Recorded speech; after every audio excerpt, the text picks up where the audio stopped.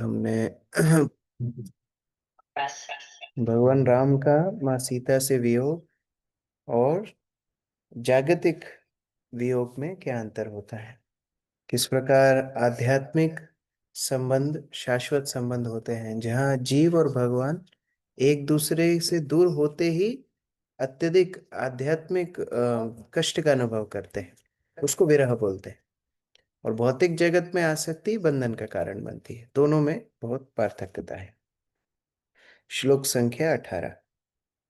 तथा ऊर्ध्वं ब्रह्मचर्यं धारयन् अजुहुत प्रभु त्रयोदशाब्दसहस्रम् अग्निहोत्रमखंडितम्। प्रतिभा माता जी। माता सीता द्वारा पृथ्वी पृथ्वी में प्रवेश करने के पश्चात भगवान श्री रामचंद्र ने पूर्व ब्रह्मचर्य का पालन किया और वे 13,000 वर्षों तक के अवनवरत अग्निहोत्र यज्ञ करते रहे। हरे कृष्ण। स्मरतां हृदि विनीयस्य विद्धं दण्डकण्टकै स्वपादपल्लवं राम आत्मज्योतिरगात्तता। आशीष प्रभु पढ़ो।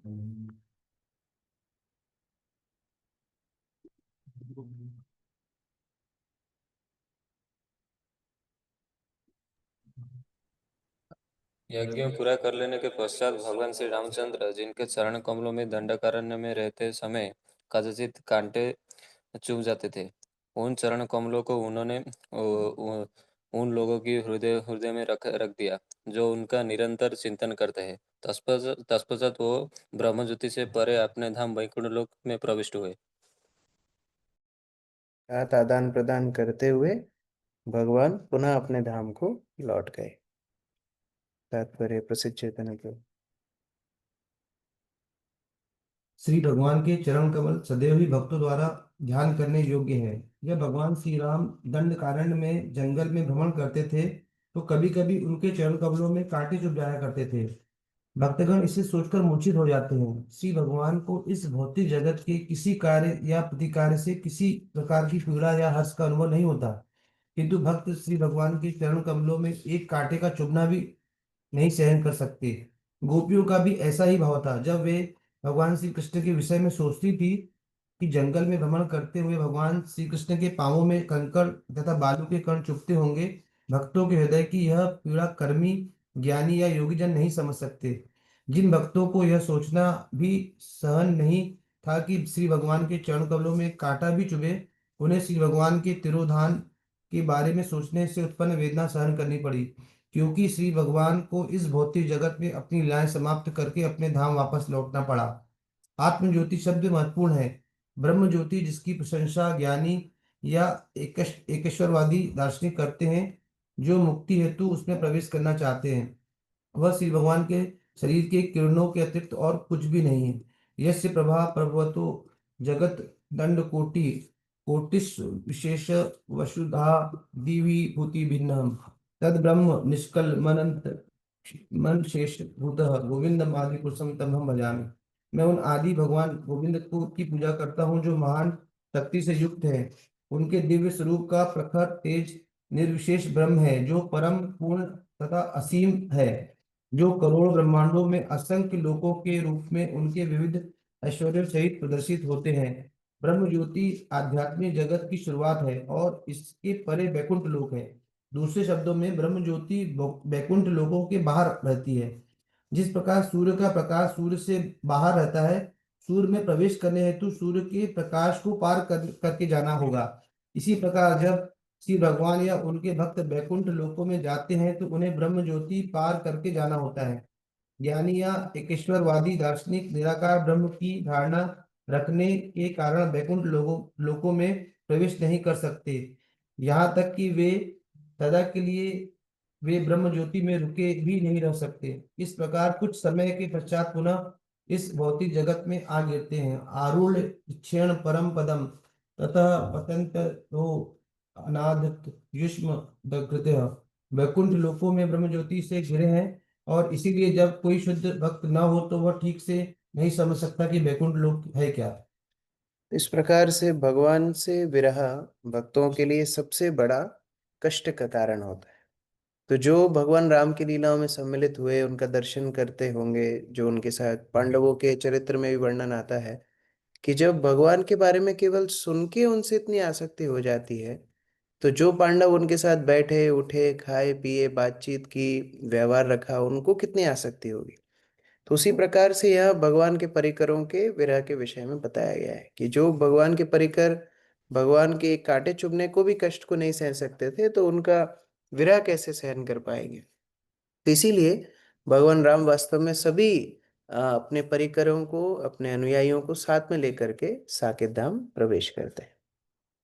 नेदम यशो रघुपते सुरयंच याता लीला तनोरधिक सम्य विमुक्त धामना रक्षो वधो जलधि बंधनमस्त्र पुंगै किम तस्य शत्रुहनने कपय सहाय। वेदांत प्रभु।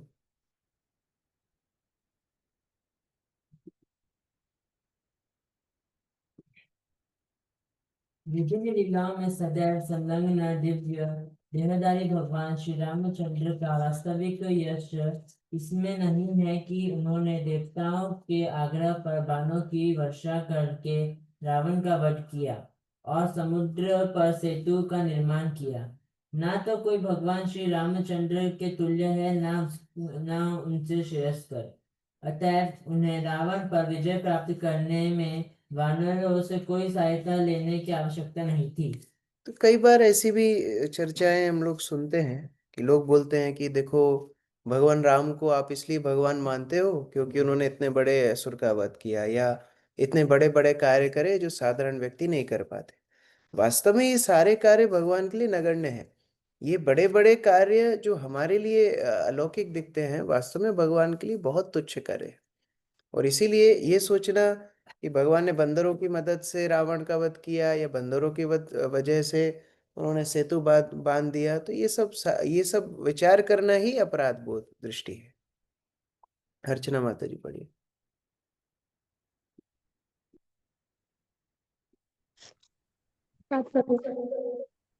जैसा कि वेदों में कहा गया है, श्वेताश्वर उपनिषद 6.8, न तस्य कार्यम करणम च विद्यते न तत्समाशभ्यधिकश्च दृश्यते परास्य शक्तिर्विविधैव श्रूयते स्वाभाविकी ज्ञान बल क्रिया च। श्री भगवान को कुछ भी करने की जरूरत नहीं है, और न ही कोई उनके बराबर या उनसे श्रेयस्कर है, क्योंकि उनकी विविध शक्तियों द्वारा ही सब कुछ सहज भाव से और व्यवस्थित रूप से हो जाता है। श्री भगवान को कुछ भी नहीं करना होता। न तस्य कार्यम करणम च विद्यते, वे जो भी करते हैं वह उनकी लीला है। श्री भगवान को किसी के अधीन रहकर कुछ भी कार्य करने की जरूरत नहीं है, फिर भी वे अपने भक्तों की रक्षा करने अथवा अपने शत्रुओं का वध करने हेतु प्रकट होते हैं। निसंदेह श्री भगवान का कोई शत्रु नहीं हो सकता, क्योंकि उनसे अधिक शक्तिशाली कौन हो सकता है। अतएव किसी को उनके शत्रु होने का प्रश्न ही नहीं उठता। किंतु जब श्री भगवान को लीलाओं का आनंद लेना होता है, तो वे इस भौतिक जगत में अवतरित होते हैं और मनुष्य की भांति कर्म करते हैं, और इस प्रकार अपने भक्तों को प्रसन्न करने हेतु अद्भुत महिमा में कार्य करते हैं। श्री भगवान के भक्त श्री भगवान को विविध कार्यों में सदैव विजयी होते देखना चाहते हैं। अतएव स्वयं को तथा भक्तों को प्रसन्न करने हेतु श्री भगवान कभी कभी मनुष्य की भांति कर्म करने के लिए राजी हो जाते हैं, और भक्तों की खुशी हेतु अद्भुत और असाधारण लीलाएं करते हैं। जैसे कृष्ण लीला में भी जैसे कृष्ण लीला में भी जब भगवान किसी असुर का वध कर देते थे, तो उनके सारे सखा कूदने लगते थे। हाँ, और कभी कभी ऐसा भी वर्णन है, भगवान को थपथपी देते थे, बहुत अच्छा, अच्छे से मारा तुमने, ऐसा उनको प्रोत्साहन देते थे। तो अपने भक्तों को आनंद देने के लिए भगवान ऐसे कार्य करते हैं, वास्तव में उनके लिए और कोई कार्य नहीं है। लेकिन जब ऐसी लीलाएं करने के लिए आते हैं, मानवीय लीला, तो केवल अपने भक्तों को आकृष्ट करने के लिए। यस्यामलं नृपसदः सुयशोऽधुनापि गायन्त्यगग्नं ऋषयो दिगिभेन्द्रपट्टं तं नाकपालवसुपालकिरीटजुष्टा पादाम्बुजं रघुपतिं शरणं प्रपद्ये। Yes. मंगेश प्रभु। भगवान रामचंद्र का निर्मल नाम तथा यह सारे पापों के फल को नष्ट कर देता है।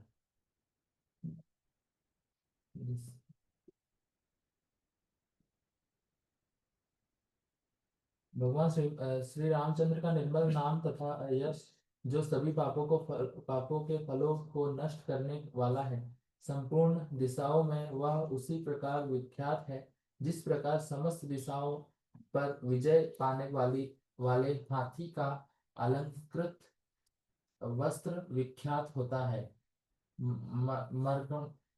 मर्कंडेय ऋषि जैसे महान रघु पुरुष अब भी महाराज युधिष्ठिर जैसे सम्राटों की सभाओं में उनके गुणों का गान करते हैं। इसी प्रकार सभी ऋषि तथा सभी देवता जिनमें शिव तथा ब्रह्मा भी सम्मिलित हैं, अपने अपने मुकुटों को झुकाकर श्री भगवान की पूजा करते हैं। मैं उन श्री भगवान के चरण कमलों में नमस्कार करता हूँ। इस प्रकार भगवान के नाम की भी महिमा बता रहे हैं कि केवल भगवान अवतार लेकर के ही असुरों का दमन नहीं करते, भगवान का नाम ही इतना समर्थ है कि वो सारे अनर्थों के ऊपर, सारी आसुरिक प्रवृत्ति के ऊपर विजय प्राप्त कर सकते हैं। स ये स्पृष्टो विदृष्टो वा संविष्टो नुगतोऽपि वा कौशलस्ते ययौ स्थानं यत्र गच्छन्ति योगिनः। राहुल प्रभु पढ़ो। राहुल प्रभु। भगवान रामचंद्र अपने धाम को लौट आए जहाँ भक्ति योगी जाते हैं। यहाँ वह स्थान है जहाँ अयोध्या के सारे निवासी भगवान को उनकी प्रकट लीलाओं में नमस्कार करके उनके चरण कमलों का स्मरण करके उन्हें राजा मानकर उनकी बराबरी में बैठकर या मात्र उनके साथ रहकर उनकी सेवा करने के बाद वापस आए। इस प्रकार कई कई भगवान के साथ संबंध संभव है। और ये भगवान की लीलाओं की विशेषता भी है कि अलग अलग भक्त भगवान के साथ अलग अलग संबंध बनाते हैं। जैसे हम लोग बोलते हैं रघुपति राघव राजा राम, तो वशिष्ठ उनको रघुपति बोलते थे, रघुकुल के नायक। राघव उनको कौशल्या बोलती थी, और राजा राम दशरथ बोलते थे, उनको तो राजा बनाने की बड़ी इच्छा थी। तो पतित पावन, जब अहिल्या का उद्धार किया तो उनको नाम मिला पतित पावन। और सीताराम, जब जनकपुरी में उनका विवाह हुआ तो सीता के राम हो गए। तो इस तरह हर व्यक्ति का अलग अलग संबंध भगवान के साथ हुआ, और वो संबंध के चलते भक्त भगवान के धाम में प्रवेश करते हैं। अरविंद प्रभु। श्री भगवान श्रीमद् भगवद गीता 4.9 में कहते हैं, जन्म कर्म च मे दिव्यम एवं यो वेत्ति तत्वतः त्यक्त्वा देहम पुनर्जन्म नयति मामेति सो अर्जुन। जो मेरे प्राकट्य तथा कार्यकलापों की दिव्य प्रकृति को जानता है, वह इस शरीर को त्यागने के पश्चात इस भौतिक जगत में फिर से जन्म नहीं लेता, अपितु हे अर्जुन, वह मेरे सनातन धाम को प्राप्त करता है। यहाँ इसकी पुष्टि हुई है। अयोध्या नगरी के सभी निवासी जिन्होंने प्रजा के रूप में भगवान श्री रामचंद्र का दर्शन किया, दास रूप में उनकी सेवा की, उनके साथ मित्र रूप में बैठे बोले या किसी भी प्रकार उनके शासन काल में उपस्थित थे, वे सभी भगवत धाम वापस गए। जिस भक्त की भक्ति पूर्ण होती है, वह इस शरीर को त्याग कर उस विशेष ब्रह्मांड में प्रवेश करता है जहां भगवान श्री रामचंद्र या भगवान श्री कृष्ण अपनी लीलाओं में व्यस्त रहते हैं। तब उस प्रकट लीला में विभिन्न पदों पर रहकर श्री भगवान की सेवा करना सीखकर भक्त अंत में सनातन धाम को प्राप्त करता है। श्रीमद् भगवद गीता में इस सनातन धाम का भी उल्लेख मिलता है। परस्तस्मातु भावोन्यो वक्तो अवक्तात् सनातन। जो श्री भगवान की नित्य लीलाओं में प्रवेश पा जाता है, वह नित्य लीला प्रविष्ट कहलाता है। यह स्पष्ट तौर पर समझने हेतु कि श्री रामचंद्र वापस क्यों गए, यहाँ यह उल्लेख हुआ है कि श्री भगवान उस विशेष स्थान को गए जहाँ भक्ति योगी जाते हैं। निर्विशेषवादी श्रीमद् भागवतम के कथन से इस भ्रम में पड़ जाते हैं कि इसका अर्थ यह है कि श्री भगवान अपने ही तेज में प्रविष्ट हुए और अतएव वे निराकार हो जाते हैं। किंतु श्री भगवान एक पुरुष हैं, व्यक्ति हैं, और उनके भक्त भी व्यक्ति हैं। निसंदेह सभी जीव भी श्री भगवान के समरूप भूतकाल में पुरुष थे, वर्तमान काल में भी पुरुष हैं और इस शरीर को त्यागने पर भी पुरुष बने रहेंगे। इसकी पुष्टि श्रीमद् भगवद गीता में भी हुई है। तो ये आसक्ति भक्त अपने साधना के माध्यम से धीरे धीरे भगवान के प्रति जागृत करता है, और जितना आसक्त भक्त भगवान से हो जाता है अंत समय में भगवान के धाम में प्रवेश करता है। अभी हमारी आसक्ति भगवान से कितनी है ये अभी 3-4 दिन में समझ में आ जाएगी। हम लोग यात्रा में जा रहे हैं, तो कई बार आंखों को या इंद्रियों को क्या वैरायटी चाहिए होती है, लेकिन अभी हम जा रहे हैं जयपुर करौली, उसमें हम दर्शन करेंगे हमारे गोस्वामियों के विग्रह के। हम राधा कुंड के पास जाएंगे, उन्हीं गोस्वामियों की समाधि, उन्हीं गोस्वामियों के वहां पर भी यही सप्त देवालयों के दर्शन करेंगे। फिर हम वृंदावन जाएंगे, वही गोस्वामियों की वही जो विग्रह है उनके सप्त देवालयों के दर्शन करेंगे। तो लोग सिर खो जाते हैं, अरे वही मदन मोहन का मंदिर करौली में, वही मदन मोहन राधा कुंड पे, वही मदन मोहन वृंदावन में, वही उज्जैन में। तो मतलब बार बार प्रभु जी कुछ नया है क्या? नहीं, वही है। बार बार वही 6 गोस्वामी, वही शिल प्रभुपाद, वही हमारे विग्रह, सब वही है। लेकिन बार बार दर्शन करके, बार बार उनके विषय में सुन के, बार बार उनका चिंतन करके हमारी आसक्ति अगर एक कण भी जागृत हो गई तो हमारा जीवन सफल हो जाएगा। और इसलिए हर दिन हमें ये प्रयास करना चाहिए, मंदिर आ रहे हैं, कैसे ना कैसे भगवान से हम आसक्त हो जाएं, भगवान के नाम से हम आसक्त हो जाएं, भगवान के दर्शन से हम आसक्त हो जाएं, वैष्णवों से हम आसक्त हो जाएं। उसी प्रकार हम यात्रा में भी जा रहे हैं, हर मंदिर में आप ये विचार करके जाओ कि हो सकता है मैं ये आखिरी बार आ रहा हूँ, ये आखिरी दर्शन है मेरा। और अगर ये आखिरी दर्शन है और अगर मैं आज आसक्त नहीं हूं तो मृत्यु के बाद मैं कहाँ जाऊंगा? जिस वस्तु से मैं आसक्त हूं वहां जाऊंगा। तो मतलब अगर विषय मेरे आसक्ति है तो मरने के बाद यहाँ रामचंद्र भगवान के साथ सारे अयोध्यावासी भगवान के धाम में प्रवेश कर गए। हमारा वो नहीं होगा, क्यों? आसक्ति अभी भगवान से नहीं है। तो एक एक मंदिर, एक एक पेड़, एक एक वृंदावन में, गोवर्धन में, हर स्थान में हम जो भी दर्शन करें ये सोचना आखिरी टाइम हम दर्शन कर रहे हैं। और अगर आसक्त थोड़े भी हम हो जाए व्रज से, भगवान से, वैष्णवों से, हो सकता है अंत समय में भगवान हमें स्वीकार करें चरणों। पुरुषो रामचरितं श्रवणैरुपधारयन् अनाश्रसंस्य परो राजन् कर्म बंधेर्विमुच्यते। गौरी शंकर प्रभु हैं? हाँ प्रभु जी, धन्यवाद। नहीं आए हे आज? राजा हे राजा परीक्षित, जो ओके। भी व्यक्ति भगवान प्रमोदानंद रामचंद्र के गुणों के वो पढ़ संबंधित रहे हैं? अच्छा, पढ़िए। हे हे राजा परीक्षित, जो भी व्यक्ति भगवान रामचंद्र के गुणों के संबंधित कथाओं के कानों से सुनता है वह अनंत गत्वा ईश्वा के रोग से मुक्त हो जाएगा और फलस्वरूप कर्म बंधन से छूट जाएगा। हरे कृष्ण। केवल भगवान की कथा सुनने मात्र से हृदय में मात्सर्यता खत्म हो जाती, और जो मात्सर्यता को खत्म कर चुके हैं उनके हृदय में भगवान अपने आप को प्रकट करते हैं। जैसे कल या परसों में कुछ भक्तों से चर्चा कर रहा था, अत्रि और अनुसूया। तो अत्रि अर्थात जो 3 गुणों से मुक्त है, और अनुसूया मतलब जो ईर्ष्या से मुक्त है, उसको बोलते हैं अनुसूया। अनुसूयवे, गीता में भगवान श्लोक ये शब्द इस्तेमाल करते हैं, ईर्ष्या मुक्त। तो जो ईर्ष्या मुक्त होगा उस अत्रि और अनुसूया के घर में दत्तात्रेय का जन्म होगा, मतलब भगवान प्रकट होंगे। तो इस प्रकार से ईर्ष्या से मुक्त भगवान की कथा श्रवण करके, और वो ईर्ष्या मुक्त निर्मल हृदय में भगवान अपने आप को प्रकट करते हैं। हरिओम प्रभु, पढ़िए। इस भौतिक जगत में प्रत्येक व्यक्ति किसी न किसी से ईर्ष्या करता है। यहाँ तक कि धार्मिक जीवन में कभी कभी देखा जाता है कि यदि कोई भक्त आध्यात्मिक कार्यों में आगे बढ़ चुका होता है तो अन्य भक्त उससे ईर्ष्या करने लगते हैं। ऐसा ईर्ष्यालु भक्त जन्म मृत्यु के बंधन से पूर्णतया मुक्त नहीं हो पाता। जब तक कोई जन्म मरण के बंधन में पूर्णतया मुक्त नहीं हो जाता तब तक वह सनातन धाम में या श्री भगवान की नित्य लीला में प्रविष्ट नहीं हो सकता।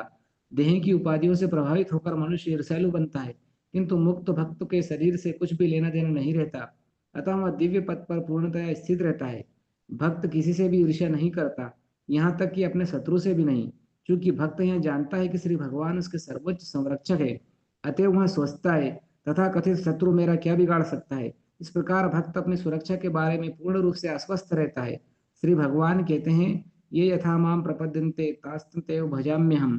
जो जिस अनुपात में मेरी शरण में आता है उसी के अनुसार मैं उसकी रक्षा करता हूँ। इसलिए भक्त को पूर्णतया ईर्ष्या विहीन होना चाहिए और विशेष रूप से अन्य भक्तों से। दूसरे भक्तों से ईर्ष्या करना महान अपराध है और यह वैष्णव अपराध कहलाता है। जो भक्त निरंतर श्रवण कीर्तन में लगा रहता है वह निश्चित रूप से ईर्ष्या रोग से मुक्त हो जाता है और इस प्रकार भगवत धाम जाने का पात्र बन जाता है। तो जो ईर्ष्या मुक्त है वही भगवत धाम में प्रवेश करेगा। प्रभुपाद बोल रहे हैं, एक भक्त किसी से ईर्ष्या नहीं करता, चाहे वो शत्रु भी क्यों ना। ईर्ष्या वैष्णव के लिए है ही नहीं। और अगर कोई ये सोचता है कि मैं भगवान से ईर्ष्या तो करता नहीं हूं, तो उसकी झलक हम देख सकते हैं। अगर वैष्णवों से हमारे हृदय में ईर्ष्या है, मतलब भगवान से ईर्ष्या है। तो कम से कम, सबसे ईर्ष्या नहीं मुक्त हो सकते, वैष्णवों से तो कम से कम ईर्ष्या करनी ही नहीं चाहिए। परीक्षित महाराज आगे कुछ जिज्ञासा करनी। श्री राजोवाच कथम स भगवान रामो भद्रेन स्वयमात्मना तस्मिन् वा ते न वर्तन्त प्रजापोरश्च ईश्वरे। अंशु माता जी पढ़िए।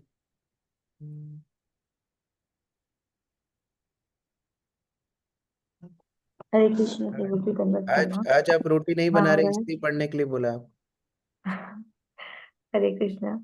महाराज परीक्षित ने श्रील सुखदेव गोस्वामी से पूछा, श्री भगवान ने किस प्रकार का आचरण किया और उन्होंने अपने विस्तार अंश स्वरूप अपने भाइयों के साथ कैसा आचरण किया और अपने उन भाइयों ने तथा अयोध्या वासियों ने उनके साथ कैसा आचरण किया। हरे कृष्ण। सुखदेव गोस्वामी तो रामलीला समाप्त करके एकदम अगले अध्याय पे जाने के लिए तैयार थे। फिर परीक्षित महाराज और पूछ रहे हैं कि नहीं, थोड़ी और सुनने की इच्छा है कि कैसे अपने भाइयों के साथ आदान प्रदान और कैसे बाकी अयोध्यावासियों से आदान प्रदान, थोड़ा सा वर्णन की। श्री बादरायणेर्वाच अथादिशद दिग्विजये भातरां स्त्री भुवनेश्वर आत्मानं दर्शयन् स्वानां पुरीं ईक्षत सानुगा।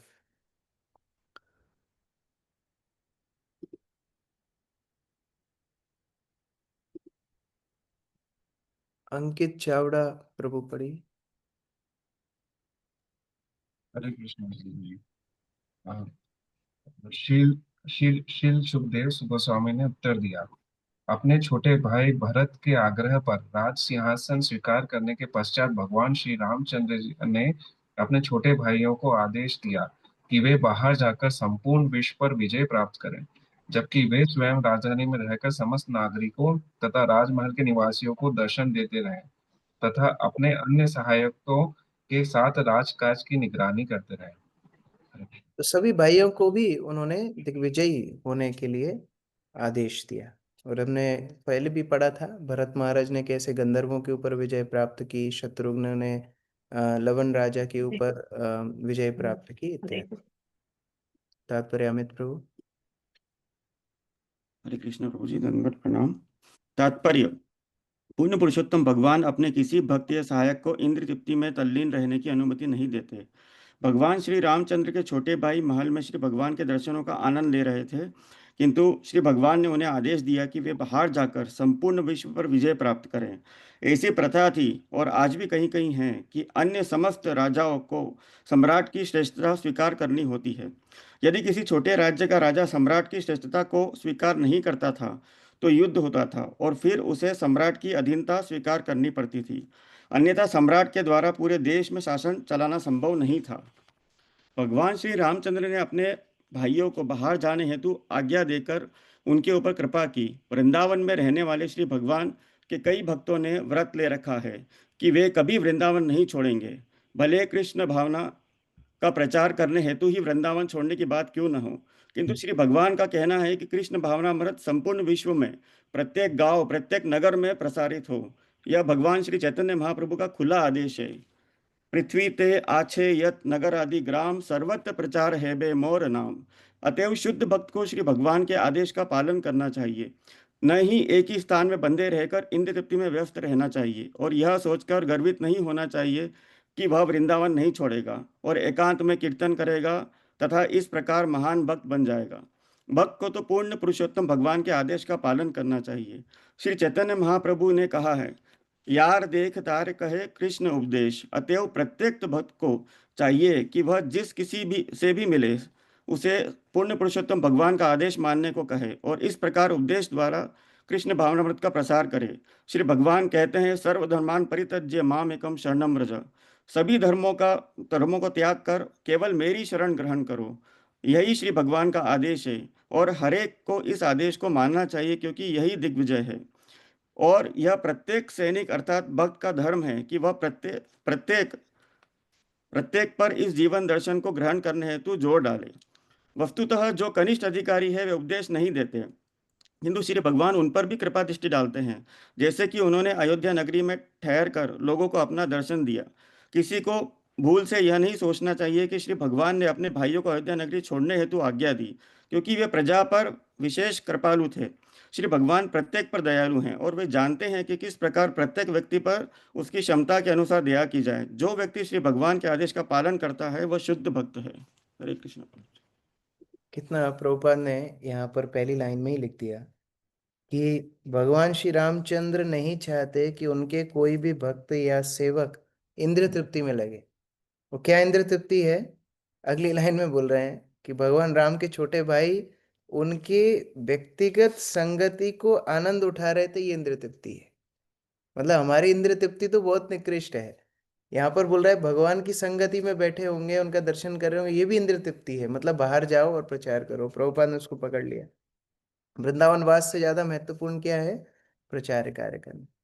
तो हम लोग भी यात्रा पे जा रहे हैं, इसलिए नहीं कि काश एक दिन आए हम भी एक वहां पर घर ले लें, प्रभु जी अपार्टमेंट फ्लैट, या कहीं पर गोवर्धन में जमीन खरीद लेते हैं। ऐसे कई विचार भक्तों के आते हैं यात्रा पे जाते जाते कि ऐसा कुछ हमारा भी वास हो जाए वृंदावन में। वो हमारी परंपरा नहीं है। हमारी परंपरा क्या है? वृंदावन जाओ, 3-4 दिन रिचार्ज हो और आकर के पूरा साल प्रचार करो। ये हमारी परंपरा है। जैसे मैं अभी हिज होलीनेस इंद्रदम्न स्वामी महाराज की ट्रैवल डायरीज पढ़ रहा हूँ, तो उसमें एक उल्लेख आता है कि एक दिन वो जप करने के लिए, शायद रशिया उज्बेकिस्तान ऐसे कोई जगह में थे वो, तो जप करने के लिए वो एक पार्क में गए। तो जब पार्क में गए तो बहुत सुंदर वातावरण था और एक बेंच पे वो बैठे, चिड़िया चहचहा रही थी और बहुत मतलब मनोरम उनको लग रहा था उधर अनुभव। तो बैठे बैठे विचार कर रहे थे, इतने सालों में शायद ये पहली बार होगा कि मैं अकेले बैठा हूँ, है ना। नहीं तो इस्कॉन का प्रचारक मतलब कोई ना कोई हमेशा साथ में, रात तक कोई ना कोई रहेगा, फिर सुबह से शुरू हो जाएगा, फिर फोन आएगा, फिर यह इस्कॉन के प्रचारक को अकेले टाइम मिलता नहीं है। तो वो ये सोच रहे थे कि कितना भी इतने सालों बाद ऐसा मौका मिला है, मैं शांति से बैठा हूँ, तो कितना अच्छा वातावरण है, चिड़िया चहचहा रही, जप कर रहा हूँ, बहुत अच्छा उनको लग रहा था। 10 मिनट निकले होंगे, एक और महाराज हैं, बीबी गोविंद महाराज, भक्ति भृंग गोविंद महाराज, वो आए, बोले महाराज आप लेट हो रहे हो प्रोग्राम के लिए, चलो। तो इंद्रदुम्न महाराज बोलते, महाराज मैं इतने शांति से बैठा था, कितना आराम था यहाँ पर, आप आ गए बुलाने के लिए। बोले आराम करना अगले जन्म में, ये जन्म में आपको आराम नहीं मिलेगा, आपने गलत परंपरा में दीक्षा ली है। ये परंपरा में किसी को आराम नहीं मिला लास्ट तक। जो गोस्वामीगण हो, कोई भी आचार्य हो, लास्ट तक प्रचार करते रहे, किसी को आराम ही परंपरा में मिलता नहीं है। तो इस प्रकार से यहाँ प्रभुपाद अपना मंतव्य बता रहे हैं कि वास्तव में धामवास से भी श्रेष्ठ है भगवान की कीर्ति का प्रचार करना। तो हम जाते हैं रिचार्ज होने के लिए, पुनः आकर के प्रचार कार्य में रत होते हैं। 26 आसिक्त मार्गम गंधोदय कारणम मदशीकरै स्वामिन लोक्य मत्ताम वा सुरधामिव।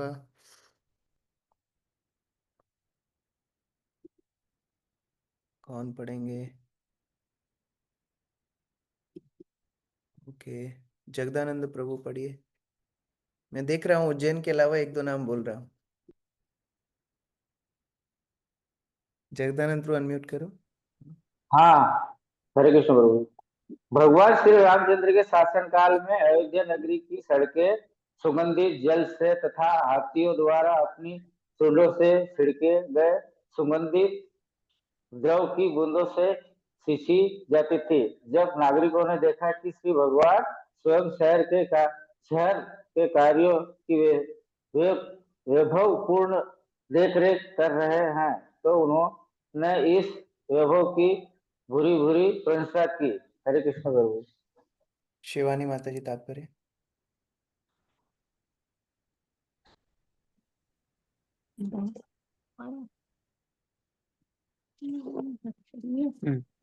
हमने श्री रामचंद्र के शासन काल में राम राज्य के वैभव के विषय में सुन रखा है। यहाँ पर श्री भगवान के राज्य वैभव का एक उदाहरण प्रस्तुत है।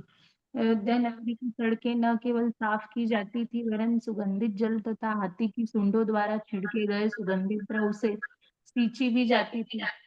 उस समय छिड़काव करने वाले यंत्रों की जरूरत नहीं पड़ती थी, क्योंकि हाथियों में जल को अपनी सूंड में भरकर छिड़कने की सहज शक्ति पाई जाती थी। हम इसी एक उदाहरण से शहर के वैभव का पता लगा सकते हैं। इसे वास्तव में सुगंधित जल के साथ छिड़का जाता था। साथ ही नागरिकों को श्री भगवान द्वारा राज्य के सभी कार्यों की स्वयं निगरानी करते देखने का सौभाग्य प्राप्त होता था। वे आलसी सम्राट न थे, जैसा कि हम उनके कार्यों से देखते हैं कि राजधानी से दूर के कार्यों की देखरेख करने तथा जो सम्राट के आदेशों का पालन न करे उसे दंड देने हेतु उन्होंने भाइयों को भेजा था। यह दिग्विजय कहलाती है। नागरिकों को शांत जीवन बिताने की समस्त सुविधाएं प्राप्त थी और वे वर्णाश्रम धर्म के अनुसार समुचित लक्षणों से संपन्न थे। जैसा कि हम पिछले अध्याय में देख चुके हैं, वर्णाश्रम गुणान्विता नागरिकों को वर्णाश्रम प्रणाली के अनुसार प्रशिक्षण प्राप्त था। लोगों का एक वर्ग ब्राह्मण था, एक वर्ग क्षत्रिय, एक वर्ग वैश्य का था तथा एक वर्ग शूद्रों का था। ऐसे वैज्ञानिक विभाजन के उत्तम नागरिकता का प्रश्न नहीं उठता। राजा उदार तथा कर्तव्य परायण होने के कारण अनेक यज्ञ करता था और प्रजा को पुत्रवत मानता था, और नागरिक वर्णाश्रम प्रणाली में प्रशिक्षित होने के कारण अत्यंत आज्ञाकारी एवं सुसंयमित थे। संपूर्ण राजतंत्र इतना वैभवशाली था तथा शांतिमय था कि सरकार सड़कों पर भी सुगंधित जल का छिड़काव करा सकती थी। अन्य व्यवस्था की तो बात ही क्या। चूंकि संपूर्ण नगरी में सुगंधित जल का छिड़काव होता था, अतः हम अनुमान लगा सकते हैं कि अन्य विषयों में वह कितना वैभवशाली थी। तो भला भगवान श्री रामचंद्र के राज्य में व्यक्ति सुखी क्यों न रहे होंगे। उदाहरण दे रहे हैं, सड़क भी सुगंधित जल से सिंचित की जाती और कौन हाथी अपनी सूंड में पानी भर के करवाते थे। तो कितना वैभव उस राज्य का होगा। हमने गुरु महाराज से भी सुना, उनके बचपन में उन्होंने देखा कलकत्ता में प्रतिदिन सुबह शाम गंगा के जल से सड़कें धोई जाती थी। तो उस समय भी ऐसा वैभव था। अभी तो वो सारा वैभव खत्म हो गया। तो इस तरह से भगवान के एक सैंपल दिया है कि कितना वैभवशाली था और वर्णाश्रम का कठोरता से पालन होता था। प्रसाद गोपुर सभा चैत्य देवागृहादिषु विनश्यत हेम कलशै पताकाभिश्च मंडिताम्। अंजना माता जी। हरे कृष्ण जी। सारे सारे महलों के द्वार, सभा भवन, चबूतरे, मंदिर और अन्य ऐसे स्थान सुनहरे जलपात्रों, कलशों से सजाए और विभिन्न प्रकार की झंडियों से अलंकृत किए जाते थे। हरे कृष्ण। हो गए सुवृतानि रंभाभि पट्टकाभि सुवाससाम् आदर्शैराशुकैश्राग्भि कृत कौतुकतोरणाम्। कृष्ण मुरारी प्रभु, अनम्यूट किया। हाँ सर। जहाँ कहीं भगवान श्री रामचंद्र जाते, वहीं केले के वृक्षों तथा फल फूलों से युक्त सुपारी के वृक्षों से स्वागत द्वार बनाए जाते थे। इन द्वारों को रंग बिरंगे वस्त्र से बनी पताकाओं, बंधनवारों, दर्पणों तथा मालाओं से सजाया जाता था। हरे अच्छा, कृष्ण। वैदिक काल में जो सुसज्जा जो की जाती थी वो भी ऐसी वस्तुओं से की जाती थी कि बाद में किसी के काम में आ जाए।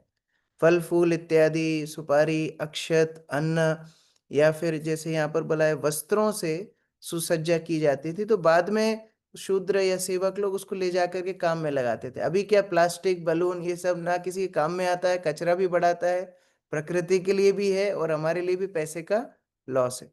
तो हर तरह से वैदिक सभ्यता कितनी उत्कृष्ट थी, हम कुछ नमूने यहाँ पर देख सकते हैं। तमुपेयुस्तत्र तत्र पौरा आरोहणपानया आशीषो युयुजुर्वेदा पाहि मां प्राक्त्वयोद्धृताम्। कौशिक प्रभु। हरे कृष्ण प्रभु जी। भगवान श्री रामचंद्र जहाँ कहीं भी जाते, लोग पूजा की सामग्री लेकर उनके पास पहुंचते और उनके आशीर्वाद की याचना करते। वे कहते, हे प्रभु, जिस प्रकार आपने अपने सुकर अवतार में समुद्र के नीचे से पृथ्वी का उद्धार किया, उसी तरह अब आप उसका पालन करें, इस आपसे यही आशीष मांगते हैं। तो आप ही वराह रूप में पृथ्वी को अपनी स्थिति में स्थित किए, अभी आप उसी पृथ्वी का पालन कर रहे हैं, ये सारे कार्य आपके लिए शुभायमान है। ततः प्रजा वीक्ष्य पतिं चिरागतं दृदृक्ष्योत्सृष्ट गृह स्त्रियो नरा आरुह्य हत्म्यानि अरविंदलोचनम् अतृप्त नेत्र कुसुमैरवाकिरन्। ललिता माता जी। हरे कृष्णा। तत्पश्चात दीर्घ काल तक श्री भगवान का दर्शन न होने पर नर तथा नारी उन्हें देखने हेतु अत्यधिक उत्सुक होकर अपने अपने घरों को त्याग कर महलों की छतों पर चढ़ गए। कमल नयन भगवान श्री रामचंद्र के मुखमंडल का दर्शन करके न अघाने के कारण वे उन पर फूलों की वर्षा करने लगे। हरे कृष्ण। अतः प्रविष्ट स्वगृहं जुष्टं स्वै पूर्वराजभिः अनन्ताखिल कोशाद्यम् अनर्घ्यारूपरिच्छदम् विद्रुमोदुम्बरद्वारे वैदुर्यस्तम्भपङ्क्तिभिः स्थलैर्मरकाटिः स्वच्छेद भ्राजत्स्फटिकभित्तिभिः चित्रस्रगभिः पट्टिकाभिर्वासो मणिगणां शुकै मुक्ताफलैश्चिदुल्लासे कान्ताकमोपपट्टिभिः धूपदीपसुराभिर्मण्डितं पुष्पमण्डनैः स्त्रीपुंभिः सुरशङ्काशैर्जुष्टं भूषणभूषणैः। शुभम प्रभु पढ़िए। हरे कृष्ण प्रभु दंडवत प्रणाम। तत्पश्चात भगवान रामचंद्र अपने पूर्वजों के महल में गए। इस महल के भीतर विविध खजाने तथा मूल्यवान अलमारियां थी। प्रवेश द्वार के दोनों ओर की बैठकें मूंगे से बनी थी। आंगन वैदुर्य मणि के खंभों से घिरा था। फर्श अत्यधिक पालिश की हुई मरकत मणि से बनी थी और नींव संगमरमर की बनी थी। सारा महल झंडियों तथा मालाओं से सजाया गया था एवं मूल्यवान चमचमाते मणियों से अलंकृत किया गया था। महल पूरी तरह मोतियों से सजाया गया था और धूप दीप से घिरा था। महल के भीतर के स्त्री पुरुष देवताओं के समान थे और वे विविध आभूषणों से अलंकृत थे। ये आभूषण उनके शरीरों में पहने जाने के कारण सुंदर लग रहे थे। हरे कृष्ण प्रभु जी। तस्मिन् स भगवान् राम स्निग्धाय परियेष्टया रेमेश्वरामधीराणां ऋषभसीतया किल। संजय प्रभु। हरे कृष्ण। श्रेष्ठ विद्वान पंडितों में अग्रणी पूर्ण पुरुषोत्तम भगवान श्री रामचंद्र ने उस महल में अपनी आह्लादनी शक्ति सीता देवी के साथ निवास किया और पूर्ण शांति का उपभोग किया।